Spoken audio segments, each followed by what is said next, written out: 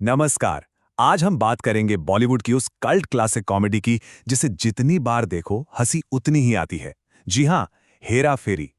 तो चलिए इस पूरी कहानी की उलझन को एक बार फिर से सुलझाते हैं। बाबू राव का ये एक डायलॉग, बस यही है पूरी फिल्म का सार। यही वो मजेदार फ्रस्ट्रेशन है जो हमें आगे आने वाले पूरे पागलपन के लिए तैयार कर देती है। और सच कहूं तो यही केमिस्ट्री इस फिल्म को इतना आइकॉनिक बनाती है। तो कहानी की शुरुआत होती है तीन ऐसे लोगों से जो अपनी अपनी जिंदगी में पूरी तरह से बेबस हैं, और इनकी पैसों की तंगी ही है जो इन्हें एक ही छत के नीचे ले आती है।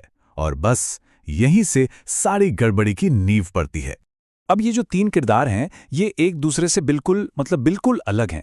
एक तरफ है एकदम आदर्शवादी श्याम, जिसे लगता है कि उसे अपने हक की नौकरी मिलनी चाहिए।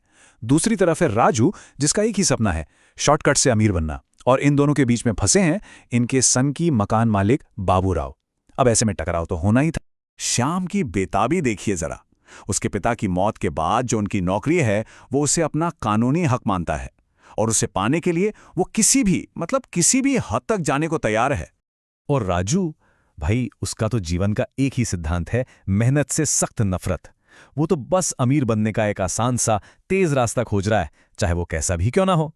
और फिर आते हैं हमारे बाबूराव गणपतराव आपटे, चश्माधारी, शराब के शौकीन, मकान मालिक, जिनकी अपनी जिंदगी पहले ही अजीब है, पर अब इन दो किराएदारों के आने से तो वो पूरी तरह उलटने वाली है। कहानी में जो सबसे बड़ा ट्विस्ट आता है वो एक बहुत ही छोटी सी गलती से आता है।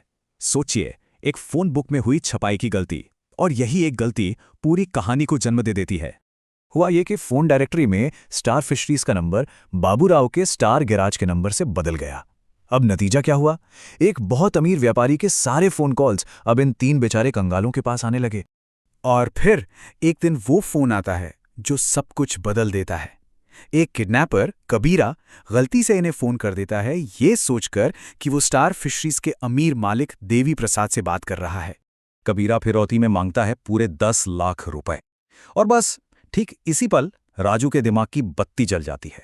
उसे इसमें एक मौका दिखाई देता है। तो यहीं राजू को लगता है कि ये एक सुनहरा मौका है। वो फिरौती के पैसे बीच में ही हड़पने का एक शानदार प्लान बनाता है। वो खुद बिचौलिया बन जाएगा।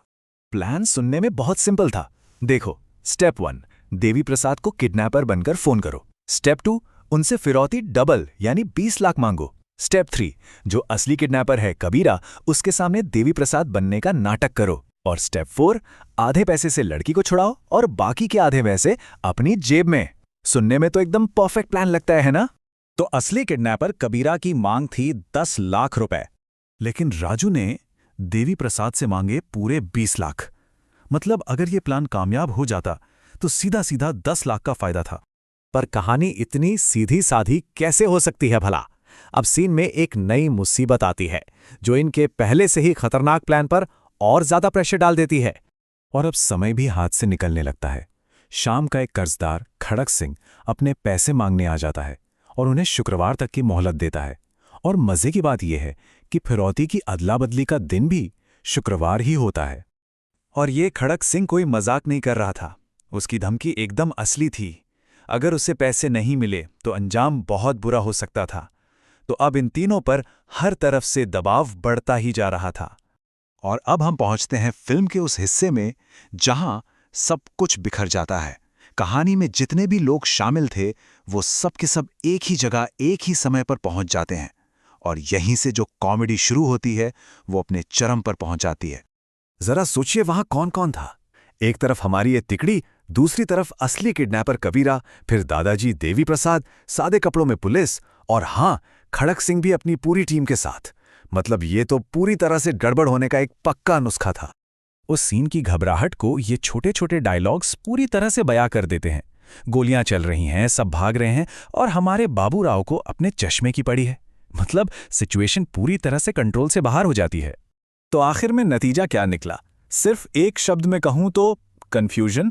एक पूरी तरह से गड़बड़ जहां हर कोई हर किसी से लड़ रहा है और किसी को पता ही नहीं है कि असल में हो क्या रहा है। और यही सिचुएशनल कॉमेडी इस फिल्म की जान है।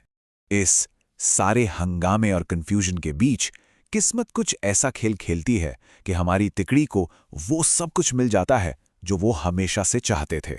देवी प्रसाद अपनी पोती को बचाने के लिए इतने ज्यादा शुक्रगुजार होते हैं कि वो उन्हें इनाम के तौर पर पूरे 40 लाख रुपए रखने को कह देते हैं और बस अचानक से उनकी सारी पैसों की परेशानियां खत्म हो जाती हैं। लेकिन कहानी यहां खत्म नहीं होती। ठीक जब लगता है कि सब कुछ ठीक हो गया है, फोन एक बार फिर बजता है। क्या ये कबीरा का फोन है? क्या इनकी मुसीबतें अभी भी खत्म नहीं हुई हैं? और यही सवाल ये फिल्म अपने मशहूर क्लिफहैंगर के साथ हम सबके लिए छोड़ जाती है।